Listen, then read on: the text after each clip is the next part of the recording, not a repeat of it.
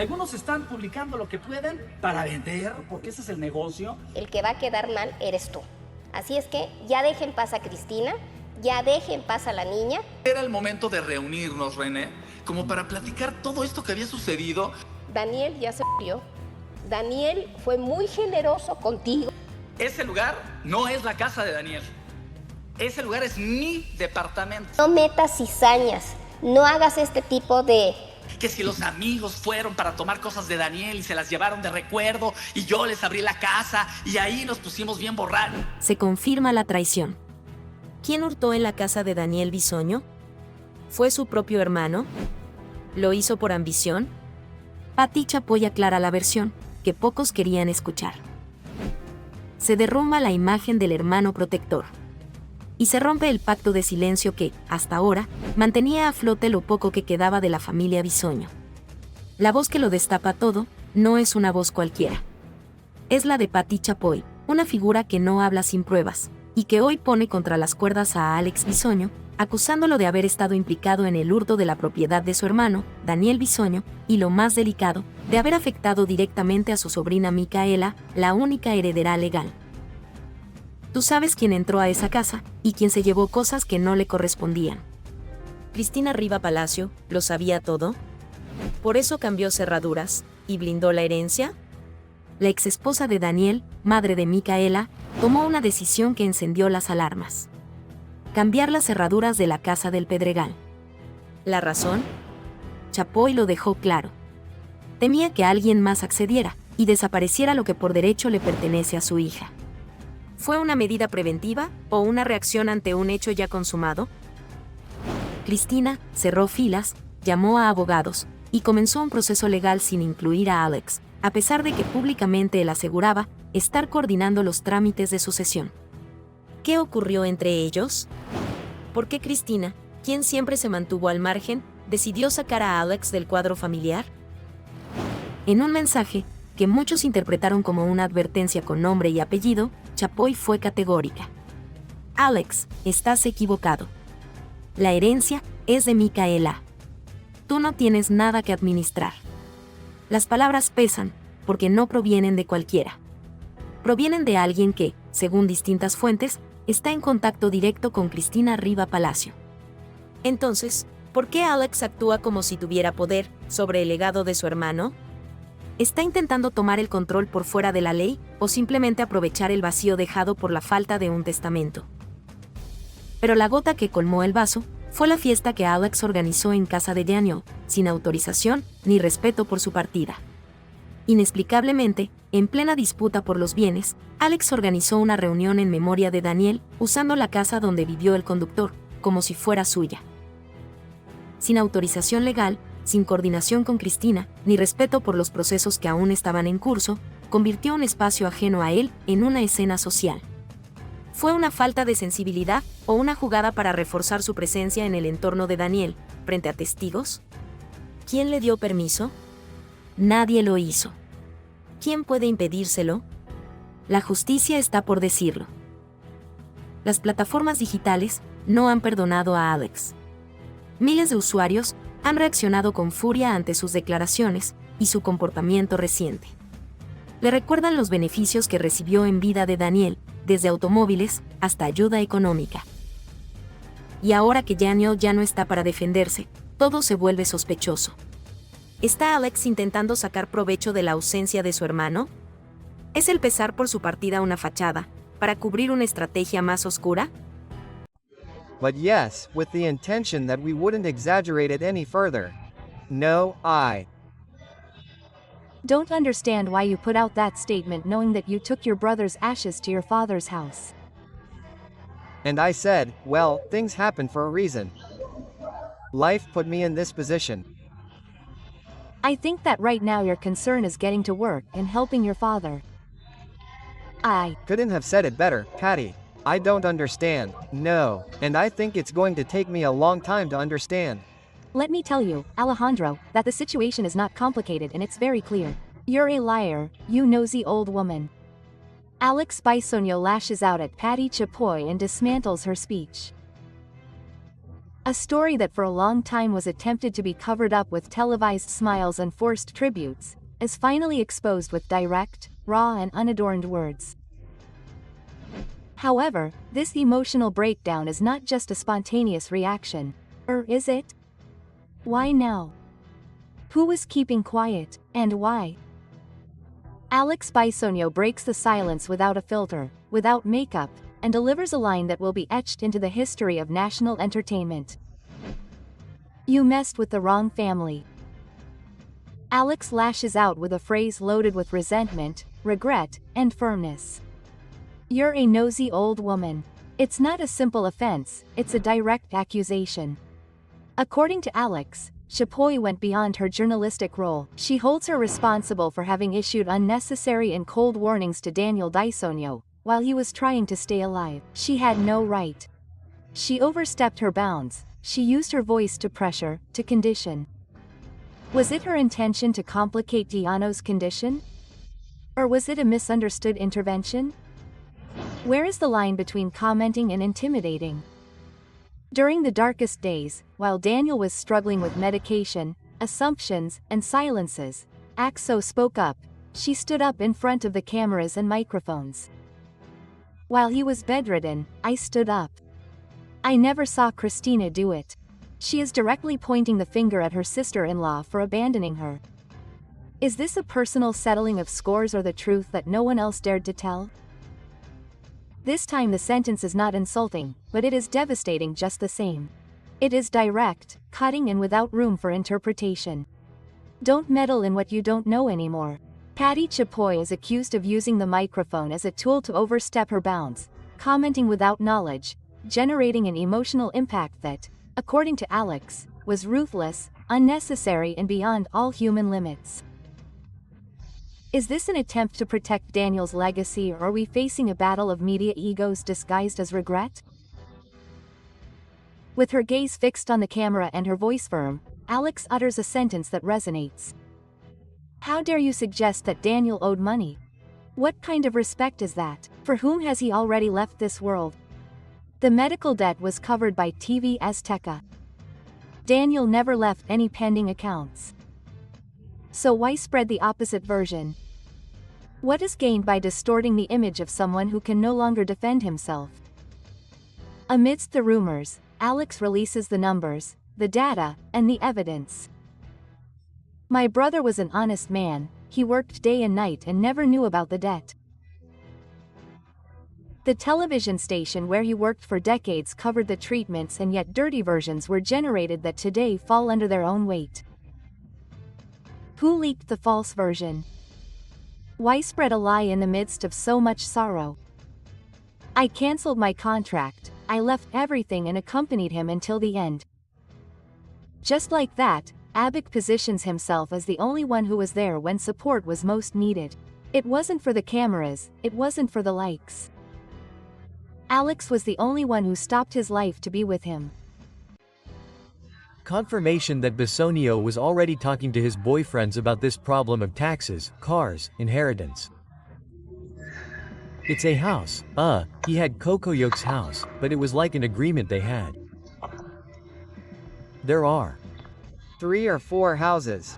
One of the boyfriends lived in an apartment. Bisogno's ex-lover shows his claws to get the inheritance of Daniel Bisogno's daughter. Audio is revealed. And I don't know if the apartment that his ex, well, his partner has, is his. Leaked audio reveals the true intentions of Bisogno's ex-lover. I lived with him, I have the right. He demands Michaela's fortune. Daniel Bisogno's ex-boyfriend breaks his silence and reveals his most controversial intentions. To claim part of the fortune that Bisogno left behind, and that according to him should not be just for Michaela, his daughter. The presenter departed this world, leaving more than a void on television. He left a rift that now threatens to end what little was left of his family environment. And in the midst of the chaos, an unexpected voice emerges, a character that many knew, but few imagined seeing in this role. His ex-lover. The audio does not lie and the words are clear. Bisogno's ex-boyfriend details properties, cars in other people's names, hidden cash and unsigned documents. But the most forceful thing is his demand. He wants to be considered in the distribution of assets. Daniel had everything in Christina and her father's name so he wouldn't have to pay taxes. I lived with him, he knew about the houses, the money, and the cars, and now they're leaving me out of everything. Is this a legitimate claim or a calculated attempt to deprive Michaela, a minor, of what belongs to her? The details provided by the ex-lover are chilling. 4 properties, one in Pedregal, another in Cuernavaca, an apartment in litigation, and another used as a home for his younger partner. All without a will, everything in legal limbo. One of the houses where I lived was in my name. That's what Janelle decided, she says without hesitation. She also talks about suitcases full of bills, money from theater performances paid in cash and hidden in the closet. No bank deposits, no records, just trust. And now there's total chaos. Christina, Michaela's mother, is the central figure in this legal drama. According to the ex, she's hiding key information. Christina knows where the money is, she knows what was there, and now she acts as if none of it existed, Sulex stated. But is she acting out of protection for her daughter, or is she making sure that no one else touches what she already considers hers? This is the epicenter of the scandal. Quote, Daniel Bisogno never left a will, no paper, no video, no legal instructions, nothing. The Bisogno family confirmed it. All we have is what he said while he was alive. Nothing is in writing. That legal absence created a void that is now filled with claims, leaks and pressure. A field in which Christina, the Bisogno family and the ex-lover are facing irreconcilable positions. And if all this were not enough, the lawyer Marcella, close to the family, confirms that Daniel's father can claim alimony as an ascendant. Although legally limited, his request could open another legal front. Every day more voices appear with legal or moral rights, while the only recognized heir, Michaela, is caught in the middle of the dispute. They will end up dispossessing the daughter of the driver, the delegate that her father tried to leave her. You are very wrong, because that corresponds solely and exclusively to his daughter and her mother, to the girl's mother. Do you know what happens? That since everything happened with Daniel, this is not new, it has been a constant struggle with the passage of time. Because if you want me to open my mouth, the one who's going to look bad is you. So leave Christina alone, leave the girl alone, get to work. And the truth is that so many ugly things have never happened to us so many times in a row. It was a truly terrifying year, honestly. But don't stir up trouble, don't make these types of documents that only make everyone think there are problems. As I said, I didn't want to talk about the subject as little as possible. I don't know what you're thinking, Alejandro, when I find out that you're interested in having you be the one to administer your sister's legacy. The most outrageous thing is revealed. Alejandro Bisogno is preparing a legal dispute against Ventaneando and Cristina Rivas because he wants to keep his brother's inheritance. Information is leaked that reveals the truth that few knew. Alejandro Bisogno has crossed a line that many did not expect. As the country is barely coming to terms with Daniel Bisogno's departure, his younger brother is preparing 2 legal actions that could fracture what little remains united in their family. But these are not just papers. These decisions could trigger a family rift that no one imagined. One is aimed directly at Ventaneando, the program that shared the airwaves with Daniel for years. The other, even more delicate, is against Cristina Rivas, the mother of the host's only daughter and current head of the estate he left behind. She is seeking to protect her niece or secure control that she never had. Few times has a figure in the entertainment industry faced off against a program as influential as Ventaneando. According to internal sources, Alejandro Bisogno intends to impose a restraining order so that the Bisogno surname is never mentioned again on that program. The reason? It all started after Patty Chapoy made statements, who lashed out without any filters saying, "You are very wrong. If you think it's up to you to administer Daniel's legacy, get to work. He's no longer being supported by your brother." Quote. That public statement was the beginning. Alejandro did not respond in front of the cameras, but he did so in court. Now it has been revealed that he seeks to stop any narrative that leaves him in a bad light in the public eye. But how much does he fear being told? There are truths that have yet to be told. The second legal request has a clear destination. Cristina Rivas, the woman who was Daniel's partner, mother of Michaela and current legal guardian of the minor. Cristina has remained silent until now, but Alejandro's actions have put her in the eye of the storm. He wants to challenge her role as administrator of the estate. The reasoning states that Cristina changed the horseshoes of the Casa del Pedregal and restricted family access.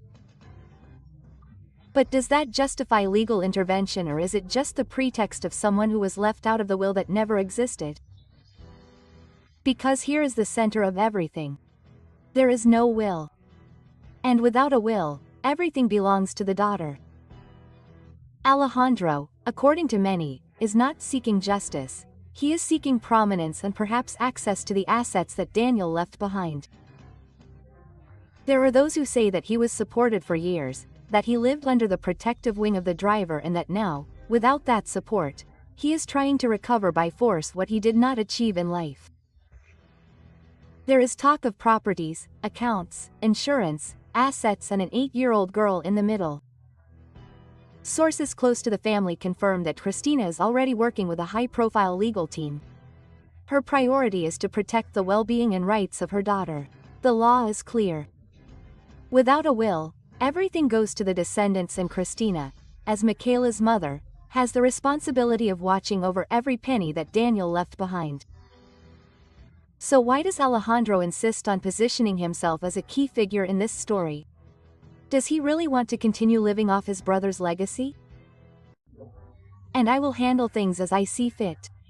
And I believe that telling the truth is the best thing to do, because if not, people will be able to talk later, and people will have a huge responsibility, because that's how things happened. Nothing, no one, except my mother, and my mother is no longer alive, so I'm going to say what I think and what I feel and whatever I want.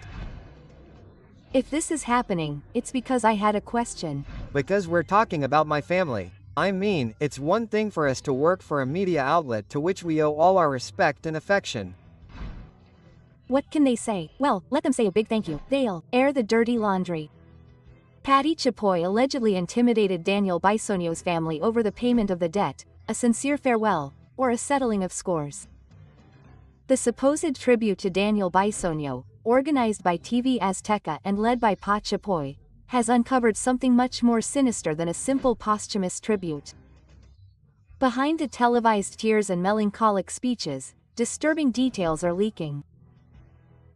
Hidden pressure, $1 million debt, and a family caught between public gratitude and fear of private reprisals.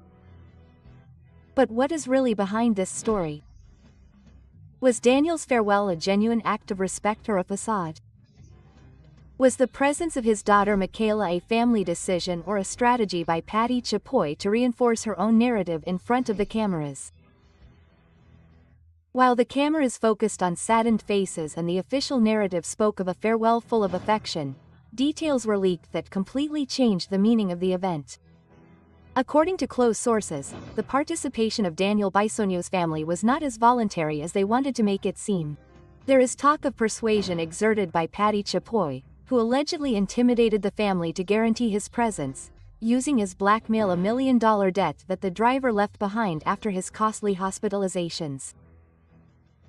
The pressure was apparently clear: attend and comply with the media script or face the financial consequences.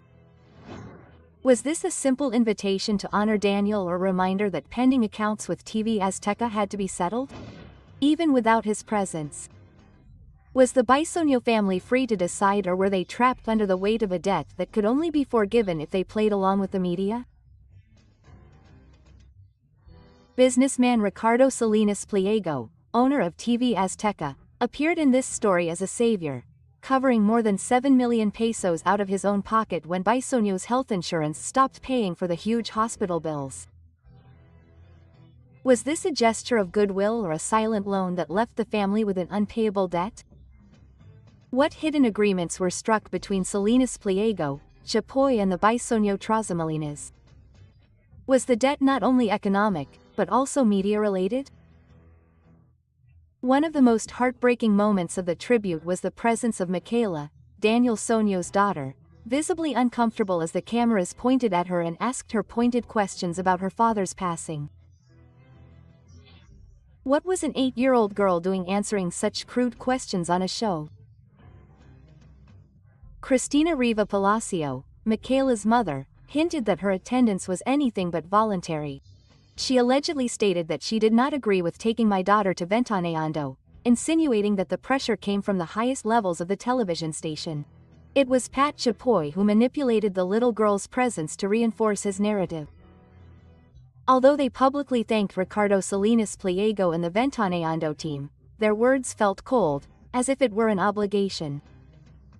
Is the family keeping quiet out of respect or fear? Daniel, my dream, may he not rest in peace, because everyone, oh, may he rest in peace, no way, that guy doesn't deserve to rest in peace. Because until you experience a situation like this, do you understand? The true meaning of words, the true meaning of life. May God bless him and may things go very well for him. Daniel, my dream, did he pass away or did he pass away? Because I don't think he will. God bless him. God bless him. I hope he never has a sick relative. He's done with the bazaar. I'm not happy, I'm at peace. He tells them his truth. Pedro Ferris warns against Patty Chapoy, the Bisognos and Ventaneando. Media justice or covert settling of scores. Pedro Ferris' recent intervention has unleashed a wave of reactions by launching a series of unfiltered statements that have exposed the most influential figures in entertainment journalism. With direct words and without hesitation, Ferris fiercely attacked Patty Chapoy, Daniel Bisogno and the entire Ventaneando team, accusing them of spreading lies, altering the truth and destroying the reputation of several public figures. Pedro Ferris is revealing the truth that many were afraid to tell or is simply trying to fuel a personal feud disguised as justice. Ventaneando is truly a showcase where slander is disguised as news. Pedro Ferris broke his silence with a statement that no one saw coming.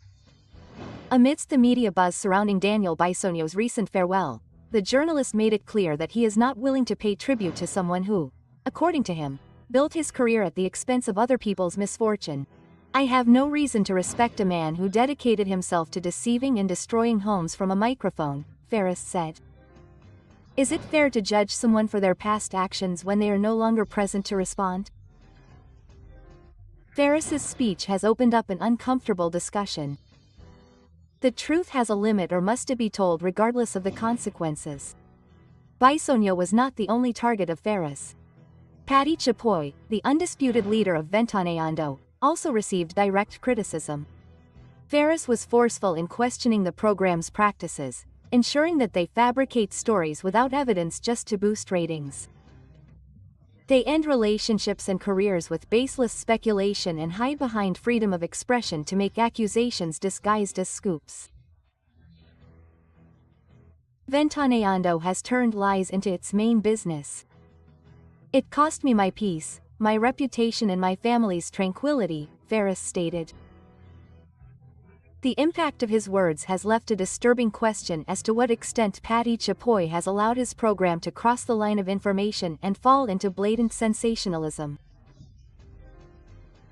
The feud between Pedro Ferris and Daniel Bisogno is nothing new, but these statements have reignited the feud. Ferris accused Bisogno of never practicing responsible journalism and of using his platform to make malicious innuendos and spread unfounded rumors. Quote, "If you have something to say it with evidence. Don't use a microphone to hide behind a lie," Ferris lashed out.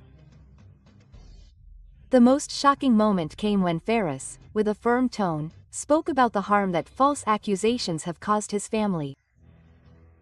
He assured that after the rumors spread by Ventaneando about his personal life, his children were bullied on social media and his wife received insults and messages full of resentment. Quote, "Do you think that slander only harms celebrities? No, my children were humiliated for something that never happened," he declared. This unleashed a wave of indignation. Where are the limits of journalism? It is fair that the families of public figures pay the consequences of headlines without evidence. And at 7 at night I went out for a walk to breathe in the delicious soda outside my house and suddenly the lights went out and I said on the way back home after being in charge of finances and being in charge of Cruz Azul he falls and is arrested. I Got home, I laid down and said, calm down, whatever happened to you is over. The event of the lights has the right to be assisted by a defender. If he does not want to or cannot do it, a public defender will be assigned to him. There is a lot of anger, a lot of pent-up anger. I understand perfectly what can happen. Does he have the right to inform a family member or someone who has rights to his care and the place of care that he is at all times? What can they say? Well, they say we have access to a lot of information.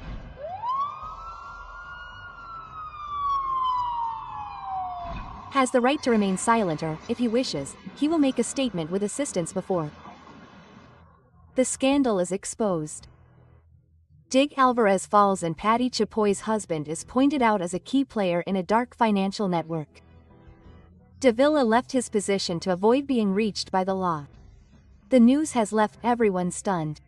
Tiad Alvarez, former director of Cruz Azul, has been arrested and the investigations point directly to Alvaro Davila, Patty Chapoy's husband, for alleged participation in a network of financial embezzlement.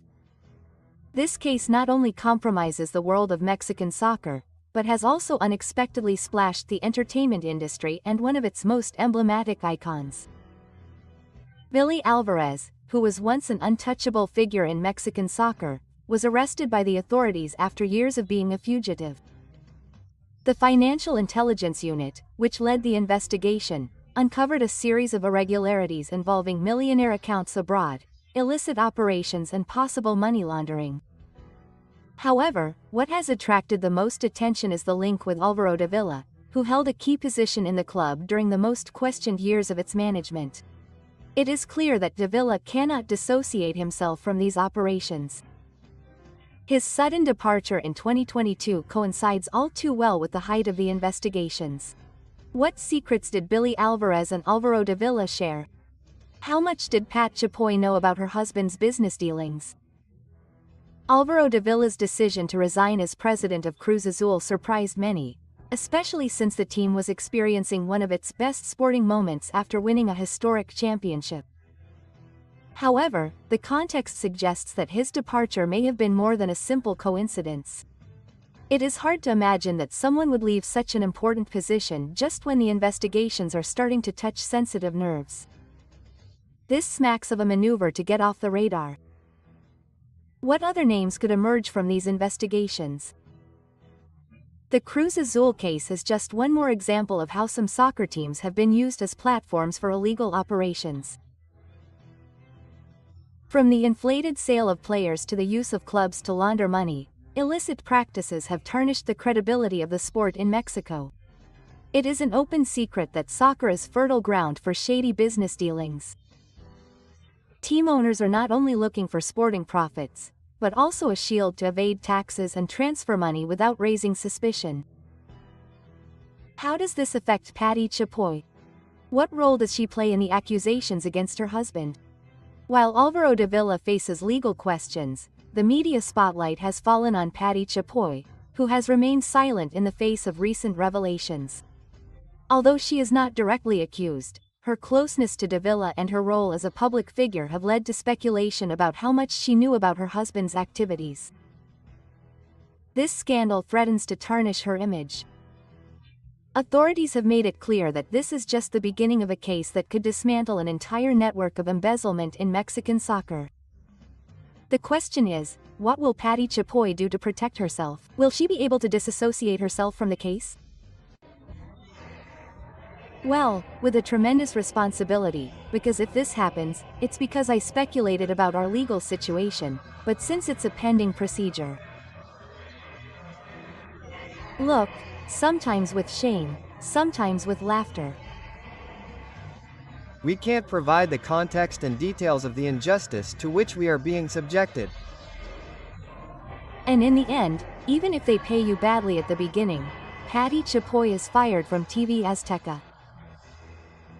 The truth behind the lawsuit.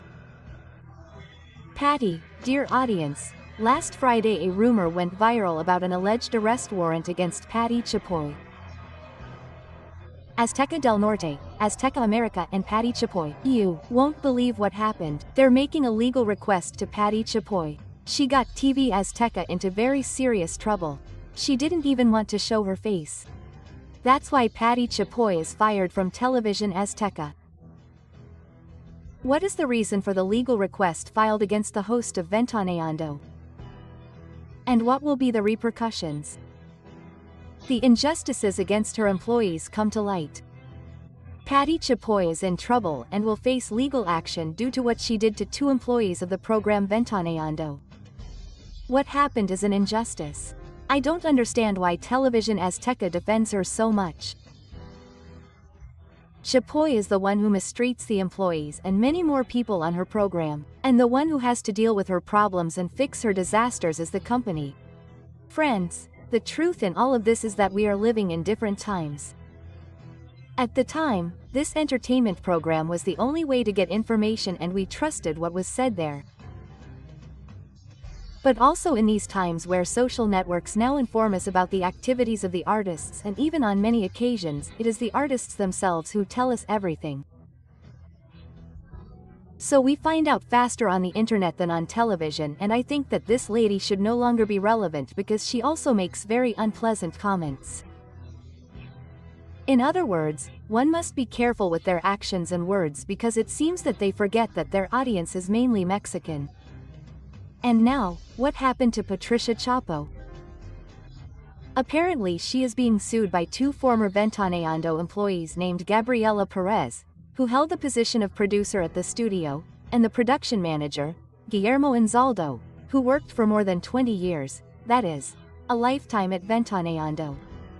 And when you have been working for so many years, there are certain benefits that you are eligible for. According to what has been mentioned, these men were fired by Patty Chapoy, but she did not confront the situation in person, since she was away in Spain during those days. Perhaps she thought, I'm going to avoid the conflict and delegate someone to fire them. They fire them and then tell them, later we will notify them so that they can collect their severance pay.